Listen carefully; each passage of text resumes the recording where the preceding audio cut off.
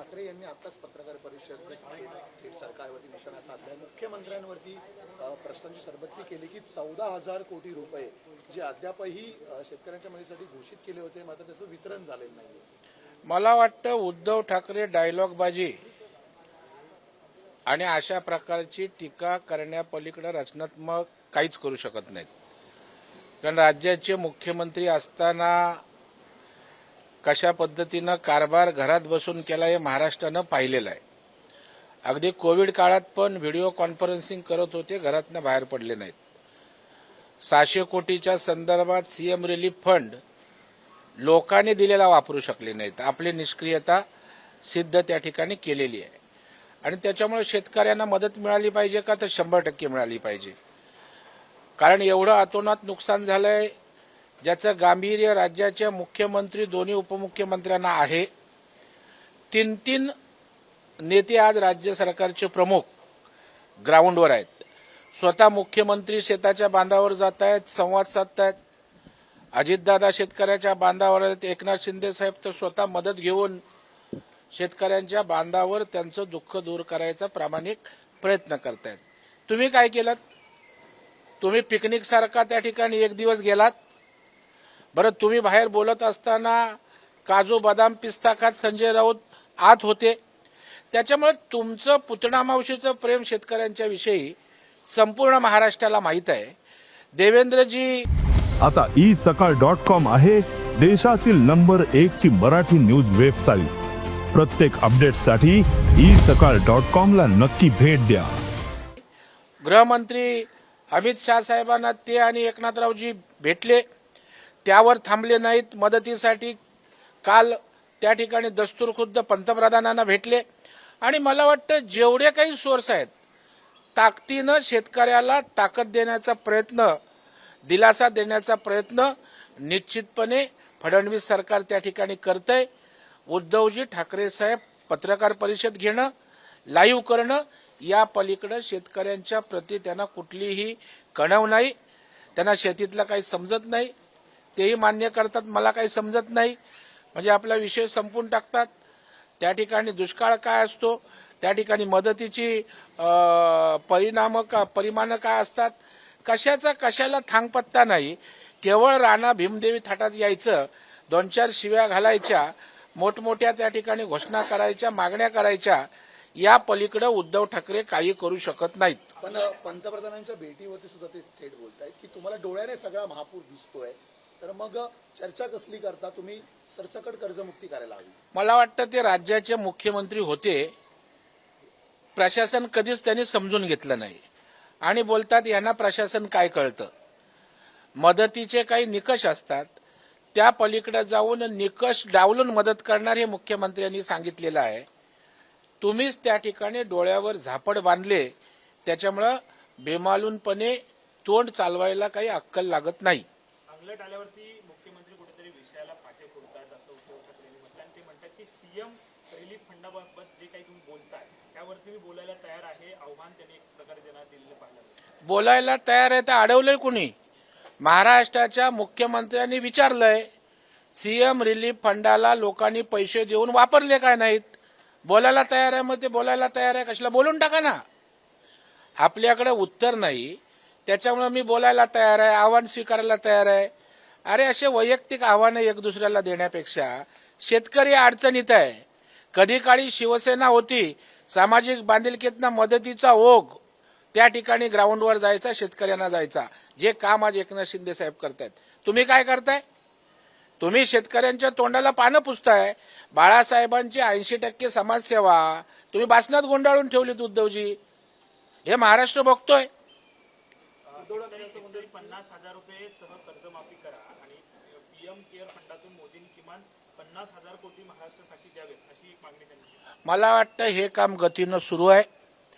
मागणी येते. खरं आहे की हा शेतकरी उद्ध्वस्त झालाय, त्याचं 5 वर्ष तरी शेती उभी राहील की नाही अशी शंका आहे.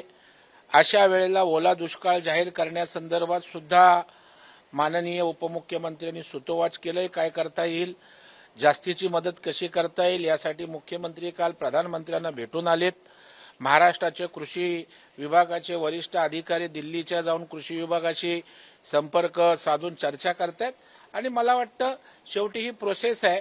जेवढं गतीनं जास्तीचं काय देता येईल तो प्रयत्न माननीय मुख्यमंत्री आणि सरकारचा आहे.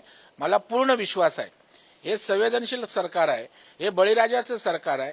दिलासा देणाऱ्या मोठ्या गोष्टी हे सरकार केल्याशिवाय राहणार नाही यावर महाराष्ट्रातील जनतेचा आणि शेतकऱ्यांसुद्धा विश्वास आहे. त्यांचा आरोप आहे की महाराष्ट्रात निवडणुका नाहीयेत त्यामुळे 50,000 एकरी मदत देत नाहीयेत. बिहारमध्ये 75 लाख महिलांच्या खात्यावर 10,000 रुपये त्यांनी जमा केलेले आहेत. मला वाटतं राजकीय टीका टिप्पण्यांपेक्षा उद्धवजी जरा शेतकऱ्यांची आसव पुसायला जा. केवळ त्या ठिकाणी राजकीय कोट्या करणं, राजकीय आपल्याला निवडणुकीत आहे ना, एकमेकांवर आरोप करू, प्रत्यारोप करू, राजकीय एकमेकांचं जे काय करायचं ते वस्त्रहरण करू. पण आज त्या ठिकाणी शेतकऱ्याला मदतीची गरज आहे. तुमची उणीधुणी हेवेदावे शेतकऱ्याला नको आहेत. राजकारण करायची वेळ असते. आज संकटात शेतकरी आहे. ही राजकारण करायची वेळ नाही. बळीराजाला किंवा महाराष्ट्रातील जनतेला ते अजिबात आवडत नाही. भाजपला ना महाराष्ट्रामध्ये ना केंद्रामध्ये प्रशासन चालवता येत नाही असं देखील उद्धव ठाकरे बोलतात. तिसरी टर्म देशाचे पंतप्रधान कसं प्रशासन चालवतं हे देश पाहतोय. उद्धवजी ठाकरे साहेबांनी डोळ्यावर पट्टी बांधलेली दिसते. या ठिकाणी इज डुईंग बिझनेस आहे. आज त्या ठिकाणी देवेंद्रजींनी प्रशासनात कशी गतिमानता आणले, पारदर्शक कारभार होतोय हे महाराष्ट्र त्या ठिकाणी पाहतोय. ज्याने 2.5 वर्ष हातात पेन घेऊन कधी सही केली नाही त्यांनी प्रशासनाच्या गोष्टी कराव्या. ज्यांनी मातोश्रीत बसून कधी मंत्रालयात 1-2 दिवस 2.5 वर्षाच्या कालावधीत आले त्यांनी प्रशासनाच्या गोष्टी कराव्या. ज्यांनी कधी अधिकाऱ्यांच्या बैठका घेऊन राज्याचं नियोजन केलं नाही त्यांनी प्रशासनाच्या बैठका कराव्या, बैठकीविषयी बोलावं. मला वाटतं वेल ऍडमिनिस्ट्रेटर देवेंद्रजी आहेत हे महाराष्ट्राने पाहिलंय. उद्धवजींच्या शिफारशीची गरज नाही. भाऊ, एक वेगळा प्रश्न होता. नवरात्रोत्सव सुरू आहे, मात्र कुलाब्यामध्ये देवी देवतांची विटंबना करणारं एक चित्रप्रदर्शन आयोजित करण्यात आलेलं होतं. त्या पोलिसांनी सध्या या आर्ट गॅलरीवरती गुन्हा दाखल करत ती आर्ट गॅलरी बंद केलेली आहे. मात्र महाकाली मातेचं विटंबन करणारे चित्र त्या प्रदर्शनात पाहायला मिळेल. या संदर्भात तक्रार सुद्धा दाखल झालेली आहे. नाही, मला वाटतं अशा प्रकारचं विटंबना करणं योग्य नाही. यामागे कोण आहे, काय केलं याचा पोलीस शोध घेतील. जर आता तक्रार त्या ठिकाणी झाली असेल तर गंभीर आणि कडक अशी कारवाई पोलिसांनी करावी आणि अशा गोष्टी पुन्हा होणार नाहीत. हिंदू देवदैवतांच्या विटंबना करून भावना हिंदूंच्या दुखावणार नाहीत याची काळजी पोलीस निश्चित घेतील. भाऊ, एकीकडे मुंबई महानगरपालिकेमध्ये एकत्र लढू महायुतीमध्ये, मात्र दुसरीकडे पुण्यात आणि ठाण्यामध्ये एकत्र लढणार नाही स्वबळावरचा नारा कुठेतरी देताना पाहायला मिळत. कोणी दिलाय? गणेश नाईक असतील, त्यानंतर आज नाही, मला वाटतं प्रत्येक ठिकाणी स्थानिक नेते तिथल्या स्थानिक वातावरणानुसार भूमिका जाहीर करत असतात. तथापि या संदर्भातला निर्णय देवेंद्रजी, दोन्ही उपमुख्यमंत्री, आमचे प्रदेशाध्यक्ष असं मिळूनच त्या ठिकाणी घेतला जाईल. आज तरी त्या ठिकाणी अशा प्रकारची कुठली चर्चा नाही, निर्णय नाही. महायुती म्हणूनच एकत्र लढायचं अशी सध्या भूमिका आहे. मुंबई महाराष्ट्रामध्ये सध्या बाहेरच्या राज्यातून आय लव्ह मोहम्मदचे बॅनर्स लावले होते, मुंबई ते पाहायला मिळत आहेत. आता आय लव्ह महादेव असंही एकंदरीत सोशल मीडियावर व्हायरल ना. आय लव्ह मोहम्मदचे बॅनर फेकून उकडून दिले पाहिजेत. या ठिकाणी देशभक्तीत चालणार. इथे कोण जातीय धार्मिक जर त्या ठिकाणी वातावरण खराब करण्याचा प्रयत्न त्या ठिकाणी केला, इथे फालतू स्तोम हिंदुस्थानात खपवले जाणार नाहीत. हा देश हिंदुत्व विचारधारेचा आहे, राष्ट्रवादी विचारधारेचा आहे आणि आय लव्ह महादेव त्याचं स्वागतच करण्यात येईल. सर, एक असा वेगळा प्रश्न होता थोडा. कबूतरखान्यावरून पुन्हा एकदा वाद रंगताना दिसतोय. हायकोर्टाने जे निर्देश दिले होते की 500 मीटरच्या अंतरावरती कुठे जागा असेल तर तिकडे कबूतरखाने उघडू शकतात, पण त्यावरून आता सुनील राऊत म्हणतात की शहरी भाग म्हणजे आपण साऊथ मुंबई आणि उपनगरमध्ये ही भांडण लावायची एकंदरीत आता सगळं यंत्रणा भाजपवर असते. नाही, भाजपची भूमिका स्पष्ट आहे. राज्याच्या मुख्यमंत्र्यांनी स्पष्टपणे सांगितलंय कोर्टाचा आदेश आहे, त्याच्या अनुसरून सुवर्णमध्ये काय काढता येईल याचा शासन स्तरावर प्रयत्न आहे. निश्चितच त्या ठिकाणी अशा प्रकारची तेढ निर्माण होणार नाही यावर सरकार दक्ष आहे.